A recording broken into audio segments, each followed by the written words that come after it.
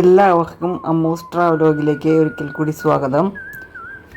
ഇന്നും ഞാൻ കോയമ്പത്തൂരിലെ ചില സ്ഥലങ്ങളിലേക്കാണ് നിങ്ങളെ കൊണ്ടുപോകുന്നത്. കോയമ്പത്തൂരിൽ നിന്നും മേട്ടുപ്പാളയം ഭാഗത്തേക്കുള്ള യാത്രയിലാണ് ഇന്ന് ഞങ്ങൾ. വഴിയിൽ കാണുന്ന പരമാവധി ദൃശ്യങ്ങൾ നിങ്ങൾക്ക് മുമ്പിലെത്തിക്കുക എന്നാണ് ഇന്നെൻ്റെ ഉദ്ദേശം. നിങ്ങളും എന്നോടൊപ്പം യാത്ര തുടരുമെന്ന് കരുതുന്നു. അപ്പോൾ എന്തായാലും ഒരു ലൈക്കൊക്കെ തന്നിട്ട് നമുക്ക് യാത്ര തുടരാം. യാത്ര ഇഷ്ടപ്പെട്ടാൽ ഷെയർ ചെയ്യാൻ മറക്കണ്ട. സബ്സ്ക്രൈബ് ചെയ്യാത്തവരാണെങ്കിൽ സബ്സ്ക്രൈബ് ചെയ്യാനും മറക്കണ്ട. വടവള്ളി ബസ് സ്റ്റേഷനാണ് ഇപ്പോൾ നമ്മൾ കടന്നു പോകുന്നത്. റോഡിൽ തിരക്ക് തുടങ്ങിയിരിക്കുന്നു. മഴക്കാറുണ്ടെങ്കിലും മഴ പെയ്യണമൊന്നുമില്ല. ഇന്നലെ മഴ പെയ്തിട്ടൊന്നും ഉണ്ടായിരുന്നില്ല. യാത്ര അതുകൊണ്ട് സുഖമായിട്ട് നടക്കുന്നു.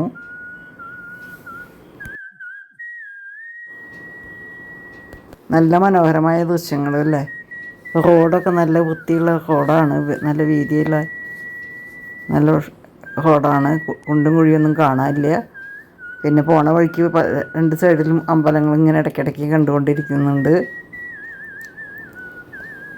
നിറയെ വാഗപ്പൂക്കൾ നിറഞ്ഞ റോഡ് കാണാൻ നല്ല രസം. ഇപ്പോൾ ചേരൻ നഗർ എന്ന സ്ഥലത്ത് കൂടിയാണ് പോകുന്നത്.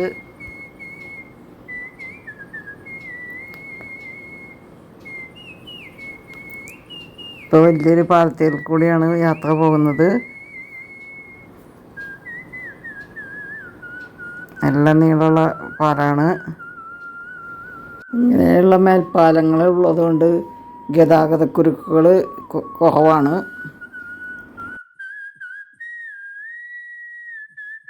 ഇന്നും ചില ക്ഷേത്രങ്ങളിലേക്ക് പോകാനാണ് പ്ലാൻ. അതിനിടയിൽ ചില സ്ഥലങ്ങൾ കണ്ടാൽ അവിടെയും കയറാമെന്ന് പറഞ്ഞിട്ടുണ്ട്. പരിചയസമ്പന്നനായ ഒരു വ്യക്തിയാണ് ഞങ്ങളുടെ.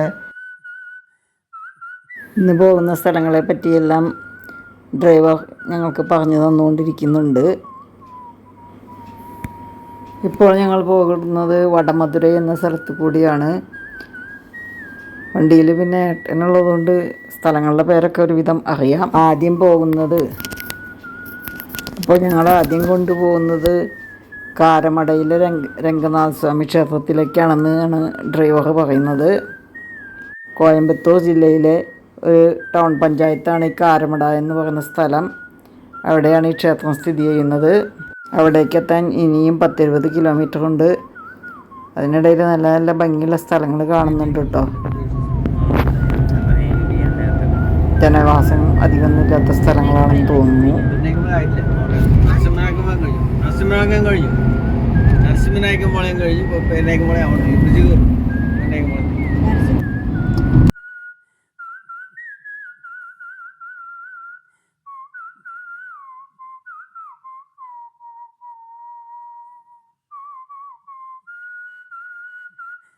വളരെ നീളമുള്ളൊരു ബ്രിഡ്ജാണ് കേട്ടോ അത്, ഓവർ ബ്രിഡ്ജ്.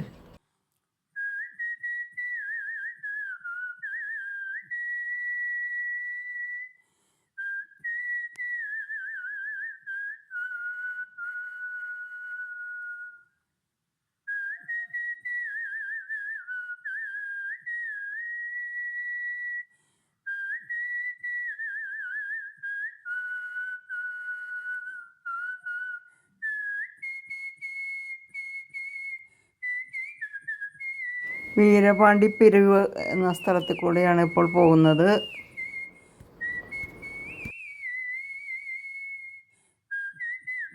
നിറയെ മരങ്ങൾ നിറഞ്ഞ സുന്ദരമായ പ്രദേശം.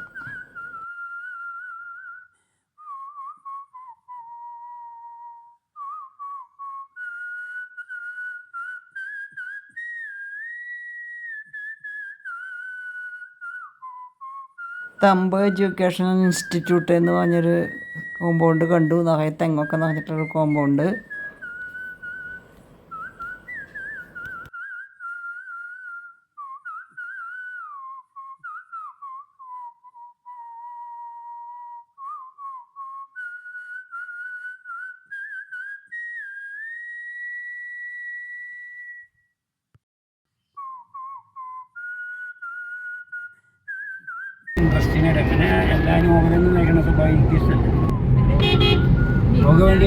കാരമടയും കുറച്ചുകൂടി ഉണ്ട്. ഇവിടെ ഒരു അമ്പലമുണ്ട്, കാരമട രംഗനാഥൻ.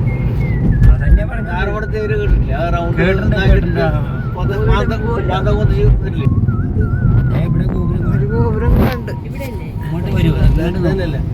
പാലത്തിൽ നിന്ന് ഇറങ്ങി ഞങ്ങൾ ഒരു ചെറിയ ടൗൺഷിപ്പിലേക്ക് പ്രവേശിക്കുകയാണ്.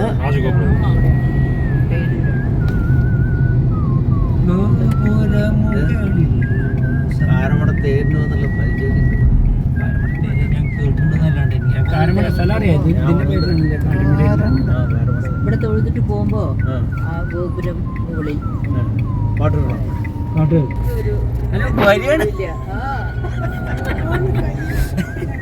നോട്ടല്ല, അവനെ കണ്ടു മാറിക്കൊള്ളണം, എന്നെ കണ്ട ആരും ഈ വഴി നടക്കില്ല എന്ന് പറഞ്ഞ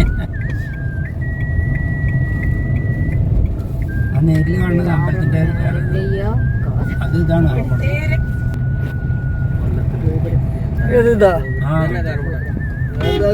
என்ட்ரன்ஸ் இதாங்க சார். കാണുന്നത് பார்த்துட்டு வாங்க. இது நான் பின்னாடி வண்டி பின்னாடி போடுறேன். ஆமாங்க சார், இப்படிதான் போனோம். അല്ല ഞാൻ ചോദിക്കണത് ഷൂ എവിടെ വണ്ടിയിലിട്ട് പോയാൽ തിരിച്ചു വരുമ്പോ കിട്ടില്ല ചിലപ്പോഴേ. അങ്ങനെ ഞങ്ങൾ ഇവിടെ എത്തിയിരിക്കുന്നു ശ്രീരംഗനാഥസ്വാമി ക്ഷേത്രത്തിന് മുമ്പിൽ. ഈ പട്ടണത്തിലെ പ്രധാന സ്ക്വയറാണിത്. രംഗനാഥസ്വാമി എന്ന് പറഞ്ഞാൽ അറിയാലോ, ശ്രീ മഹാവിഷ്ണു. ഇവിടെ വന്നിറങ്ങിയപ്പോൾ ശ്രീരംഗത്തെ രംഗനാഥ ടെമ്പിൾ കണ്ട ഓർമ്മയാണ് എനിക്ക് ഓർമ്മ വന്നത്. ഈ അമ്പലത്തിനും 1000 വർഷത്തിലേറെ പഴക്കമുണ്ടെന്ന് പറയുന്നുണ്ട്. ഉൾഭാഗത്തേക്കൊന്നും വീഡിയോ എടുക്കാൻ പറ്റില്ല, ഫോട്ടോസ് എടുക്കാൻ പറ്റില്ല. അപ്പോൾ പുറമേയുള്ള കാഴ്ചകൾ, അമ്പലത്തിൻ്റെ പുറത്തുള്ള കാഴ്ചകളാണ്, ചുറ്റമ്പലത്തിലുള്ള കാഴ്ചകളാണ് നിങ്ങൾ ഈ കാണുന്നത്. ചുറ്റമ്പലത്തിന് പുറത്തുള്ള പ്രദക്ഷിണ വഴി കൂടിയാണ് ഞാൻ നടക്കുന്നത്. അവിടുത്തെ കാഴ്ചകളാണ് ഈ കാണുന്നത്. വളരെ മനോഹരമായ ശാന്തത നിറഞ്ഞൊരു അന്തരീക്ഷം. വലിയൊരു കൊടിമരം ഉണ്ട് പുറത്തുതന്നെ.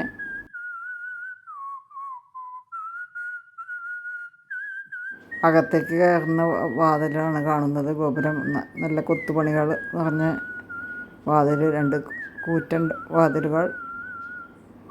തമിഴ് ദ്രാവിഡ ശൈലിയിലുള്ള കൊത്തുപണികളാണ് ഇവിടെ കാണുന്നത്.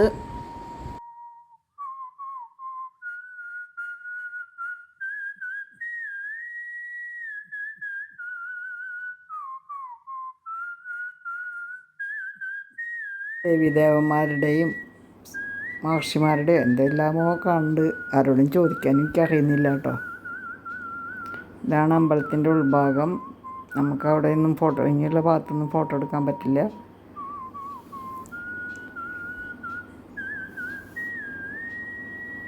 ഇതെല്ലാം ഗേറ്റിൻ്റെ അവിടെ നിന്നിട്ടുള്ള ഫോട്ടോ ആണ്.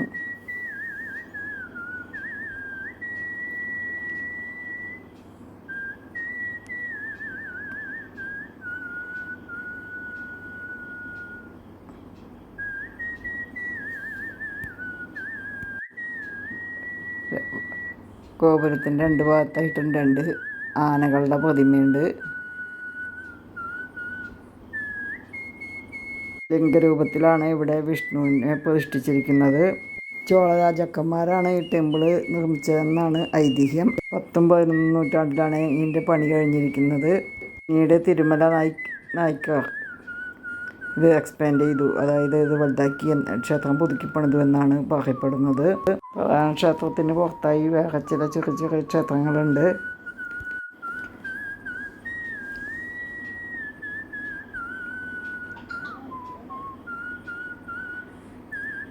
അമ്പലത്തിലെ കൊത്തുപണികളൊക്കെ കാണാൻ നല്ല രസമുണ്ട് കേട്ടോ. പുറത്തുള്ള ചെറിയ പ്രതിഷ്ഠകളാണ്.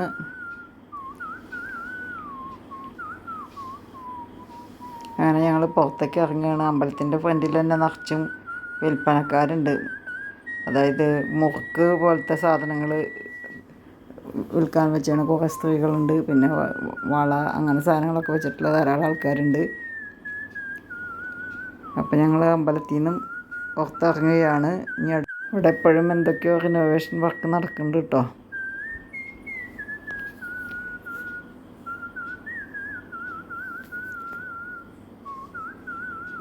ശ്രീരംഗനാഥസ്വാമി ക്ഷേത്രം കണ്ട വിശേഷങ്ങൾ നിങ്ങളെല്ലാവരും കാണാത്തവരാണെങ്കിൽ കാണണം. അത് ഞാൻ മുൻപൊരു വീഡിയോ ഇട്ടിട്ടുണ്ട്.